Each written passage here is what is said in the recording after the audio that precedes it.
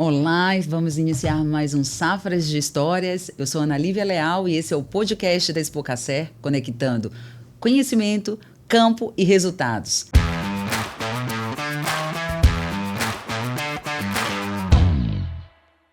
Hoje nós vamos falar sobre desbrota e condução da lavoura. Um tema estratégico para o cafeicultor e que pode determinar a produtividade e qualidade da colheita. Eu converso agora com os especialistas Sebrae do Campo, Caio Lazzarini e Ramiro Guimarães. E eu queria saber de vocês como é que funciona, né, a poda e a condução da lavoura na prática. Porque na lavoura, na cafeicultura, a qualidade não depende apenas de insumos, mas de como a planta é conduzida. E aí eu pergunto para vocês, na prática, como é que isso funciona? Ana, obrigado pelo convite mais uma vez. Obrigado, Expocacer, né? Mais uma vez estamos aqui falando de temas importantes e relevantes para a cafeicultura. Posso começar aqui, Ramirão? Pode, fica à vontade. A condução da lavoura, ela tá envolvida em vários fatores, né? A condução da lavoura, ela está envolvida em desbrota, ela está envolvida em poda, ela está envolvida em deixar a planta de livre crescimento. Então, tem N formas de conduzir uma lavoura, né? E essas formas variam muito de cada talhão, de cada propriedade, de cada manejo, e aí influencia espaçamento, tem várias coisas que influenciam aí, né? Então, quando a gente fala de condução de lavoura para uma alta produtividade, tem muita coisa que interfere aí. Eu acho que o tema ele é muito relevante porque a gente sempre percebe que os produtores têm muita dificuldade de desembolsar valores expressivos para a condução de lavoura, né? A gente sabe que a desbrota, principalmente, né, Ramirão, é uma atividade onerosa para o produtor e que ela faz muito sentido. Ela é uma atividade que tem ganhos exponenciais de produtividade. E se ela não for feita, nós temos perdas exponenciais de produtividade. E o produtor, normalmente, ele fica com receio de fazer uma desbrota, ou então ele protela o tempo de fazer uma desbrota porque o investimento é alto, né? E aí ele, vou passar mais um ano, esse ano passa 100, esse ano a lavoura tá com carga baixa, ela não precisa desbrotar, enfim. E a gente sabe o quanto isso influencia na longevidade dessa lavoura, no tempo que o produtor vai ficar com ela. Então, é um tema muito relevante. Acho que nós vamos falar bastante coisa interessante aqui, né, Ramiro? Ana, é um prazer estar aqui novamente, né, para tentar passar um pouco do conhecimento que a gente vivencia aí com os produtores. E é um assunto de muita relevância, que a gente enfrenta uma dificuldade muito grande. Por quê? A gente tem uma dificuldade muito grande em introduzir essa condução de lavoura, essa desbrota, né, Caio? Porque o que o Caio falou, é muito onerosa e a gente tem um período muito curto entre a colheita do café de chão e essa nova florada, porque vai depender se vai chover em setembro, vai chover em outubro. Então eu vou ter aí 60 dias, né, ou um pouco mais, para ser feito essa atividade dentro dos talhões ou aquele talhão específico, e isso influencia muito no ganho do produtor futuro, na vida útil da lavoura. E essa vida útil vai impactar diretamente na produtividade do produtor. E o custo dessa atividade é muito alto. Então, o que a gente enfrenta de lavouras muito mais velhas, que não teve sem condução, então a gente enfrenta essa dificuldade de produtividade, né, de manejo de lavoura. Então, isso impacta demais no resultado do produtor. Acho que o Ramiro falou um negócio aqui interessante. Nós temos que segmentar algumas coisas, né? Poda ela tem que ser feita o quanto antes depois da colheita, né? Eu tenho clientes, a gente tem clientes aqui que consegue podar café em até maio, junho, né? Esse é o perfeito dos mundos. Se o produtor conseguir escolher o café lá em maio e conseguir podar logo depois, colher e podar, seria o perfeito dos mundos, né? Esse é o melhor mundo de todos. É quase impossível? É quase impossível, porque o operacional dentro da colheita é extremamente complexo. Mas é o melhor dos mundos, né? Tem vários trabalhos do Procafé aí que mostram que quanto antes a poda, mais efetivo o resultado, né? Daqui para 2 anos, né? Então, no caso de um esqueletamento em específico ou qualquer outro tipo de poda, quanto mais cedo ela for feita depois da colheita, maior a efetividade de produtividade daqui 2 anos, né? Então, a poda ela tem que ser feita rápido, né? Ela tem que ser feita da forma correta. A definição da poda é muito importante. Então, tem lavouras sem estrutura de planta, não adianta fazer um esqueletamento, não adianta fazer um decote. Essas lavouras não vão responder. O produtor vai ficar, mesmo ele fazendo cedo a poda, ele vai ficar frustrado, ele vai colher pouco café daqui 2 anos, né? Ou menos café do que deveria colher, né? Eu sempre falo assim, o produtor tem que colher de sequeiro no mínimo 35 sacos, né, Ramiro? E irrigado no mínimo 45. Então, se esse produtor se ele podou o café, ele vai colher uma safra 0 e uma safra, se for esqueletamento ou decote, uma safra alta. Então, para ele colher 35, ele tem que colher 70 no sequeiro com 2 anos e colher 90 no irrigado com 2 anos depois da poda, né? Então, esse produtor, para ele colher isso, ele tem que fazer tudo certo. A lavoura tem que ter estrutura para receber esse tipo de poda, né? No caso, esqueletamento que eu acabei de citar. Quando não tem jeito mais, nós vamos partir para outra poda, né? Nós fizemos muito isso em 2021, depois da geada, né, com recepa, várias recepas diferentes, de mais alta, mais baixa, né, Ramiro? Fizemos recepa de tudo quanto é jeito aí, e a gente foi, eu pelo menos fui entender que a melhor recepa é uma recepa entre 40 e 60 centímetros, né, de altura, mais cedo possível, desde que seja num ambiente que não gie, porque se for no ambiente que gia, se fizer cedo, pode giar e você perde aquela recepa que você fez. É pior. Então, se for um ambiente de geada, eu tenho que esperar passar o período de geada, aí depois do dia 15 de agosto, de preferência. Se não for um ambiente de geada, aí pode podar cedo. Pode podar em maio, junho, depois que o produtor acabar de colher, não tem problema, né? E uma outra coisa é a condução dessa recepa, né, Ramiro? Que o produtor normalmente tem negligenciado demais, né? Ah, não, vou deixar primeiro 3 brotos, depois eu tiro. Aí o produtor, ele desbrota, ou ele não tira, ou ele tira só um, né, e ele não conduz. A planta, quando a gente planta uma lavoura de café, que ela é de 60, 50 centímetros, ela é uma haste só. Na recepa, ela tem que continuar com uma haste só. A forma de conduzir é realmente 3 hastes no primeiro momento, logo depois da primeira desbrota, depois uma segunda desbrota, tirando o excedente de broto, tirando mais um desses 3 brotos, né, ficando 2 brotos até, no máximo, ali, julho, agosto, né, Ramiro? E em agosto, infelizmente, o broto vai estar bonito, o segundo broto, mas nós temos que arrancar outro broto e deixar só um lá. Ah, mas vou perder a produtividade? Vai.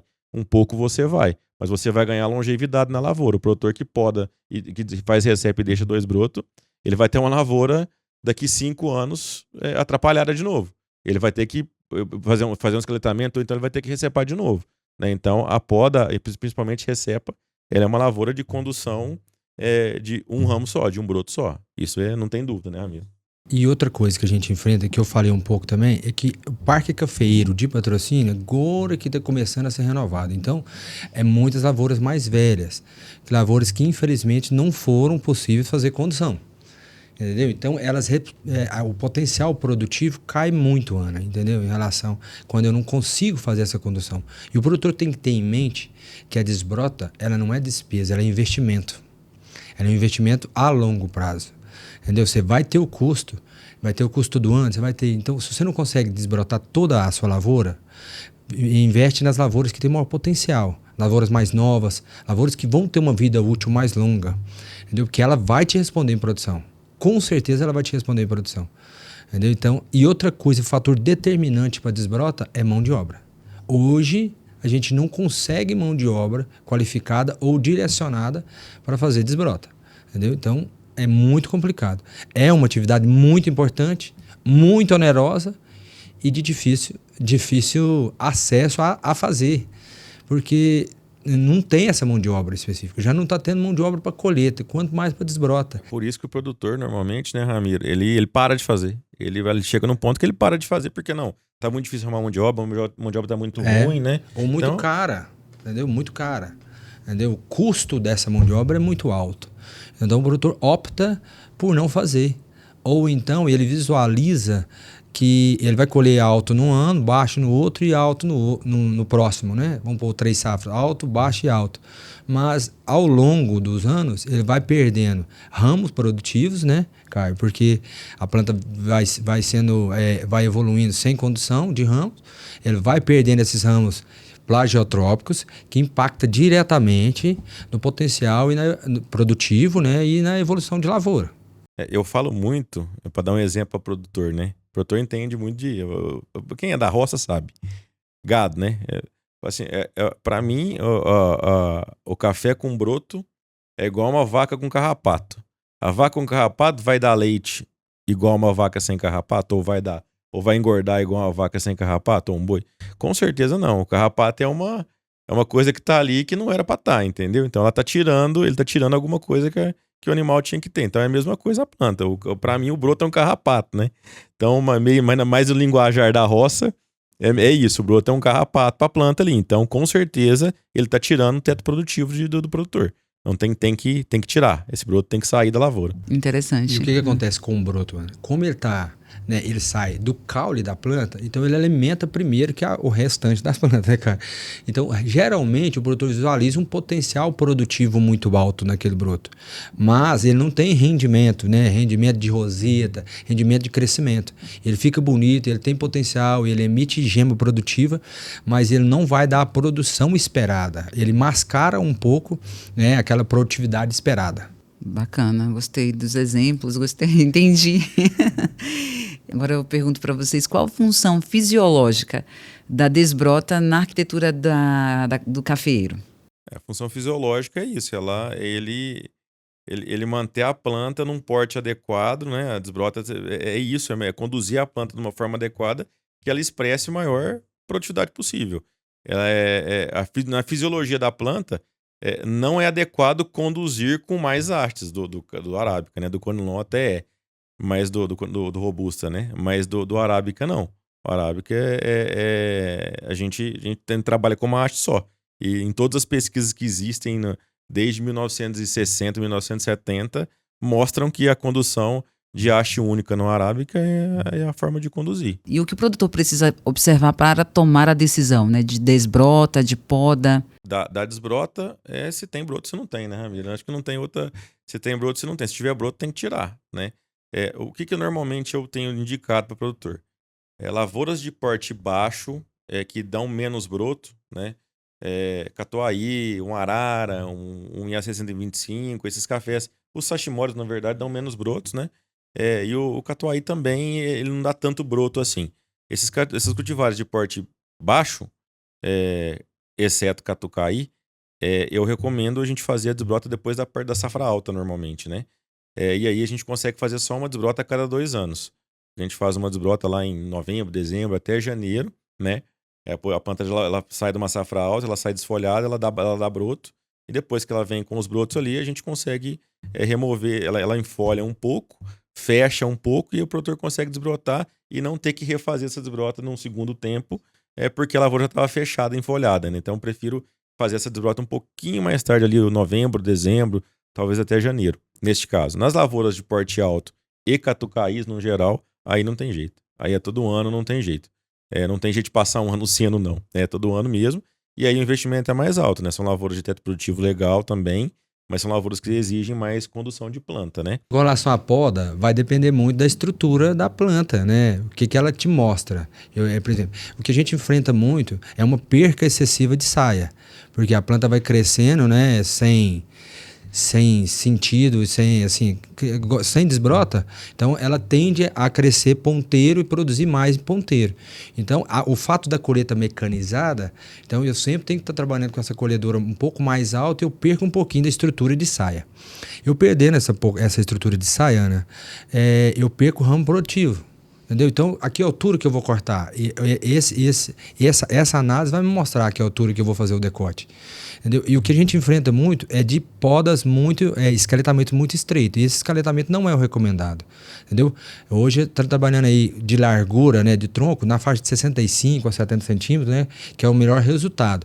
Que a gente não tem perca, a estimulação de brotos novos é maior quando você corta nessa largura. Mais um desponte, né, Ramiro? Mais um desponte, tirando mais a ponteiro.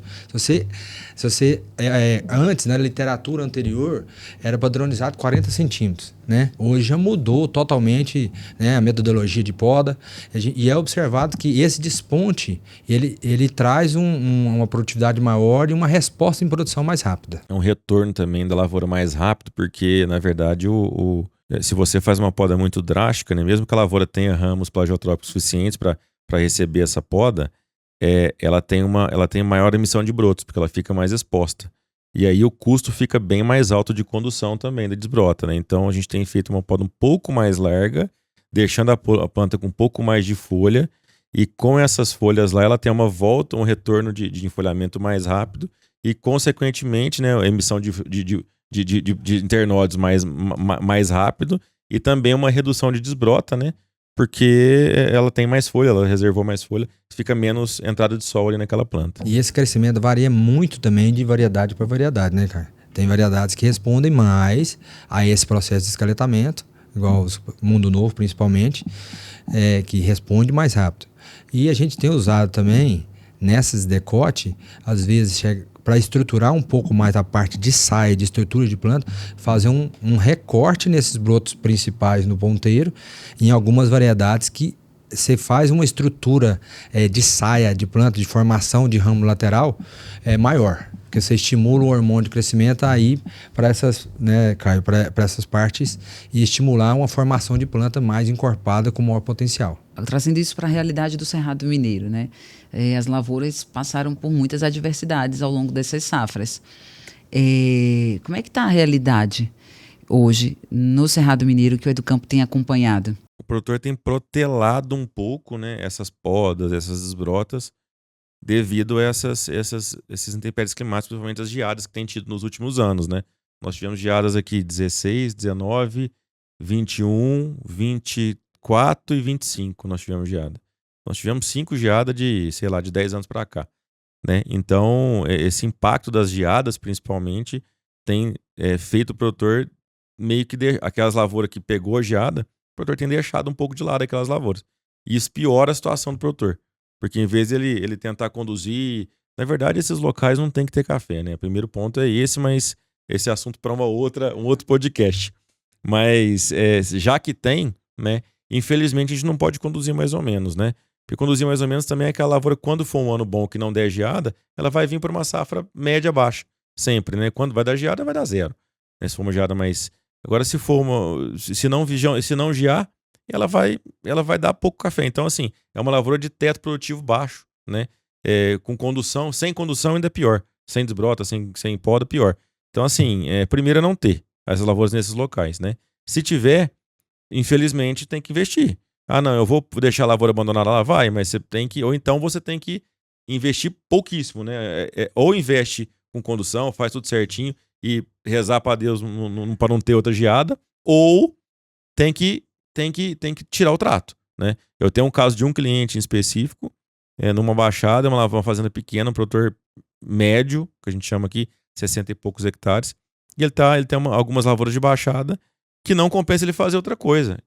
Ele não compensa tirar aquele café daquele local e plantar, por exemplo, uma laranja, porque é uma área de 10 hectares dele. Fica inviável para ele fazer isso, ele não consegue ter outra atividade ali.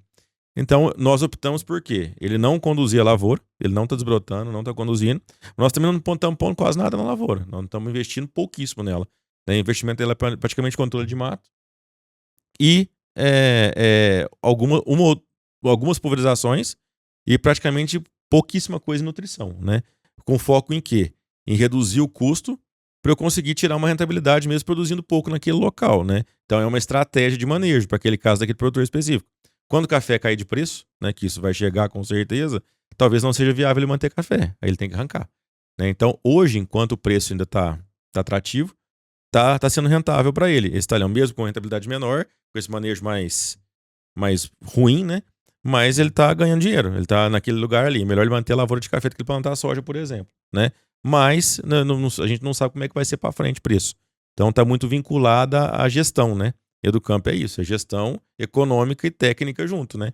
Neste caso, definiu por essa estratégia, né? Então, a gente faz muito isso, a gente analisa tudo isso para deixar aquele talhão ou tirar aquele talhão ou entender o contexto do produtor, né? Então, tudo isso a gente tem que fazer para entender. Às vezes o produtor diminui o teto produtivo dele na média, mas ele sabe que aquilo ali está rentabilizando mesmo, mas está rentabilizando mais que ele plantar soja, por exemplo, né? Então, não tem por que ele tirar aquela lavoura no tempo que nessa fase que nós estamos de bom de preço, né?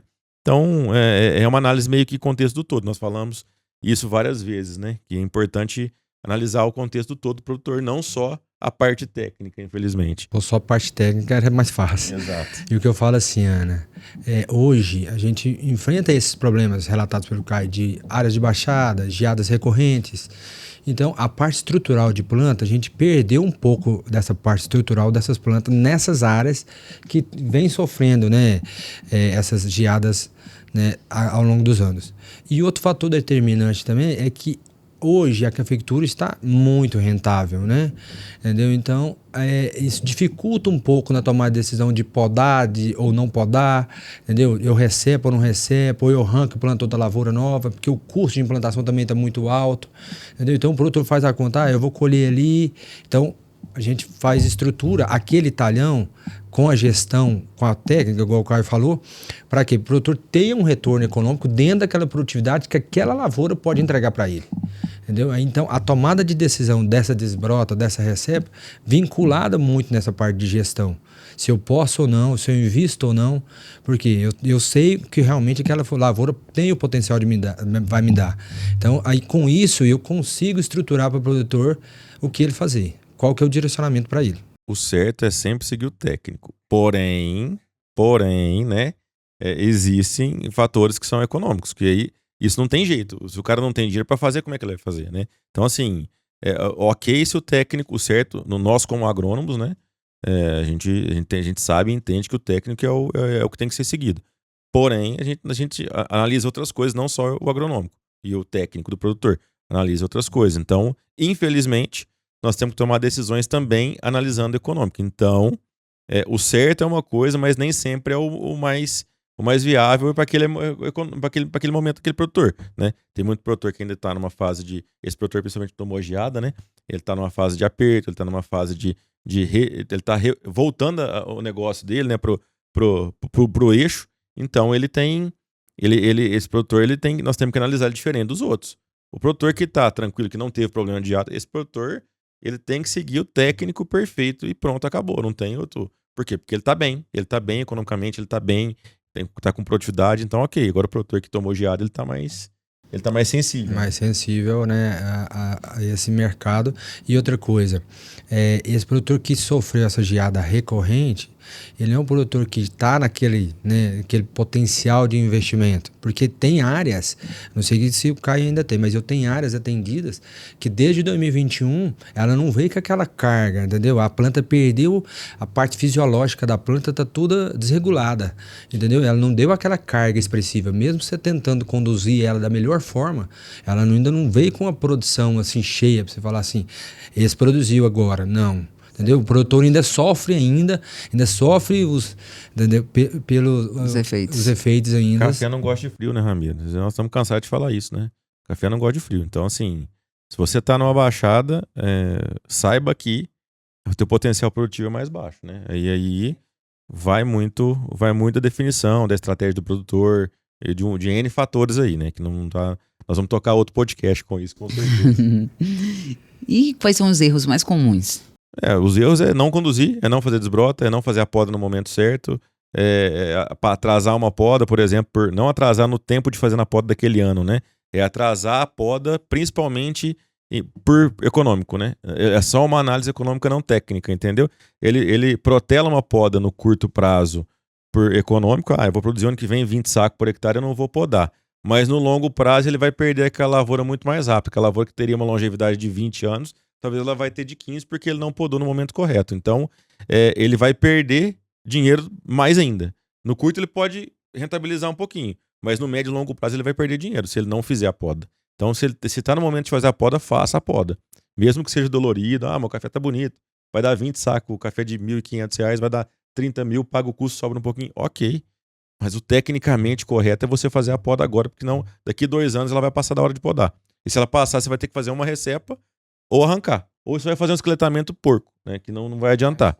Então, ou faz correto ou não, ou você vai ter consequência futura disso, né? Talvez no curto prazo é legal, mas no médio e longo prazo não vai ser legal. Ou seja, uma condução inadequada pode comprometer a lavoura nas próximas safras. Com certeza. Exatamente. Com certeza. Além da produção, quais são os ganhos que o produtor pode observar em sanidade, pulverização, colheita e longevidade da lavoura? Então, Ana, quando eu tenho uma lavoura bem conduzida, eu consigo o quê? Além da produção, que é lógico, né? Não que as outras não vão produzir, mas ela vai expressar o seu maior potencial produtivo.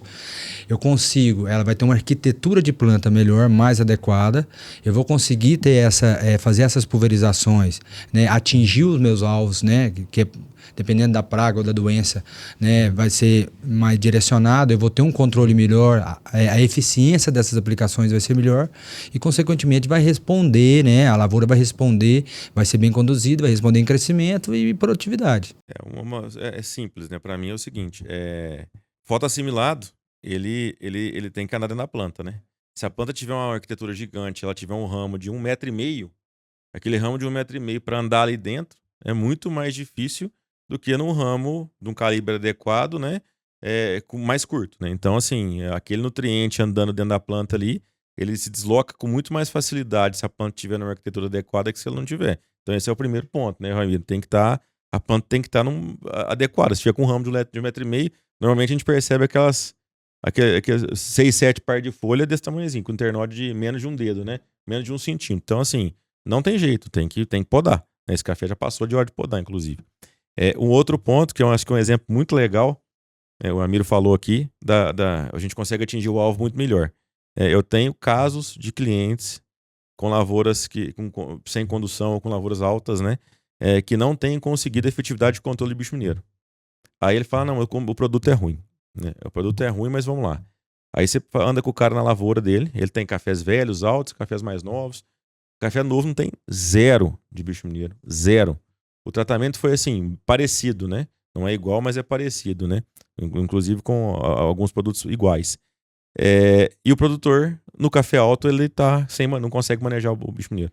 Não consegue, o controle é impossível. E no café baixo tá perfeito, não tem nada de bicho mineiro, não tem aca, não tem ferrugem, não tem nada. Por quê?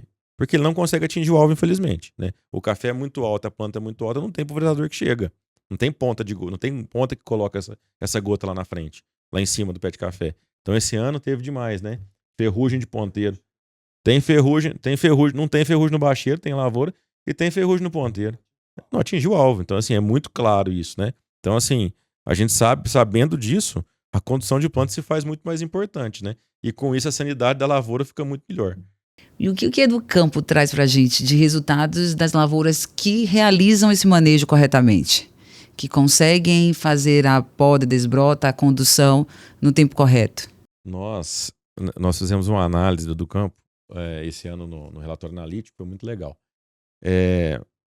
As lavouras podadas em anos diferentes, em anos ímpares e anos pares, né? Você lembra dessa? Lembro. O quanto interfere, né? Nos últimos 4 ou 6 anos foi feita a análise, né? Por algum motivo, os anos de poda de anos pares são melhores que anos de podas de anos ímpares. O porquê? Não sei, mas deu isso no Educampo lá. Então foi muito, muito, muito legal, muito interessante, né? Então, assim, o que o Educampo faz? A gente analisa dado, né? A gente consegue entender dado. Pode ser fator climático? Nós não vinculamos a fator climático. Mas com certeza o que mais influenciou foi o fator climático. Não foi lavouras em si, porque podou lavoura nos 2 ciclos, né? Nos ciclos anos ímpares e anos pares. Mas a gente entendeu que teve uma resposta maior em anos pares, né? De poda. Então, é uma coisa que foi bem relevante. Uma análise de vários anos e acho que 6 safras com 3 anos ímpares e 3 anos pares. Então foi bem legal para a gente entender. E o Educampo é isso, o Educampo é análise de dados, né? Então, é uma informação que nós levamos para o produtor, ele já sabe, já conhece essa informação.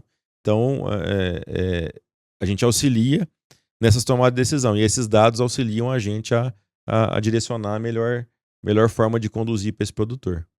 E essas fazendas, né, as atendidas por todos os consultores do Educampo, tanto aqui no Cerrado ou no sul de Minas, onde que tem Educampo, o que a gente tem de informação é o seguinte: o produtor que consegue conduzir, né, que é fazer a desbrota e fazer as podas do jeito que a gente orientou, do jeito que a gente planejou, consequentemente essas fazendas ou esses talhões dentro dessas fazendas conseguiram ter uma maior produtividade, entendeu? E esse investimento que eu falei no início aqui do podcast, em desbrota principalmente, ele traz o benefício para o produtor. Entendeu? A grande dificuldade é fazer essa desbrota. Esse é o ponto crítico que a gente enfrenta. Então, essa estratégia do Caio de fazer a cada 2 safras, na safra alta, é uma alternativa que a gente visualizou dentro do Educampo, que traz o benefício para o produtor e tira um pouco dele dessa janela entre colheita de chão e já essa desbrota logo em seguida, por causa de custo. Mas a gente precisa tentar entender a realidade de cada fazenda e a necessidade, porque às vezes, depois que passou do ponto, eu não consigo fazer essa desbrota também mais, entendeu? Então a gente tem que ter essa análise. A gente brinca muito porque a gente é muito crucificado, que assim, às vezes a gente deixa de fazer o que a parte técnica está pedindo para atender a parte gerencial, entendeu? Então essa pegada do Educampo é diferente.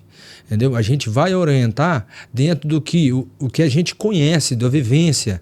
Não é simples lá, eu não fui lá na fazenda só hoje. Entendeu? Tem esse acompanhamento técnico mensal. A quadra tem produtor com o Caio há quantos anos? 10 anos, comigo também há 8 anos, que são atendidos. Então, essa tomada de decisão é em cima do conhecimento da fazenda e da realidade do produtor. 18, Ramiro. E não são poucos com 18. Bacana, porque é claro que a produtividade se constrói planta por planta, ramo por ramo, não é isso? É isso. Meninos, muito obrigada por compartilhar o conhecimento de vocês aqui conosco. Mais uma vez, somos muito gratos, né? Vocês, a experiência de vocês, a expertise de vocês, e deixo o espaço aberto sempre para novos conhecimentos, novos debates. Sejam sempre muito bem-vindos e muito obrigada. Obrigado de mais uma vez pelo convite. Obrigado, estou à disposição. E a gente se vê no próximo Safras de Histórias.